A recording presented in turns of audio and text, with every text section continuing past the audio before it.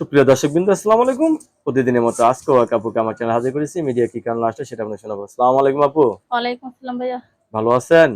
আর মানুষে বাসা বাসা কাজ করে ভাই, সিঁড়ি ভাই আর কত ভালো থাকে, আল্লাহ যে হালে রাখছে মোটামুটি ভালো। সিঁড়ি আপনি বাইতে কেমন বাইতে আছেন? মানুষ চিকুন হয়ে যায়, আপনি তো মোটা হয়ে গেছেন দেখা যায়। ওই তো বেশি সিঁড়ি বাইতে হইতেই মোটা হয়ে গেছি। ছোটবেলা থেকে মোটা কাটা নাকি? না, এই অল্পই কাজ। অল্প কয়েকদিন হয়েছে মোটা কাটা হয়েছেন? হুম।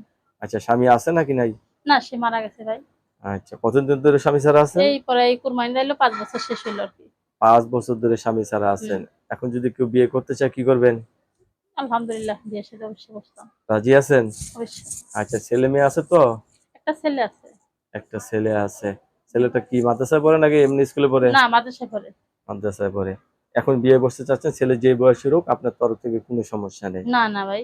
অনেকের বউ চলে গেছে, আপনারও স্বামী নাই, তাহলে আর সুবিধা হয় না?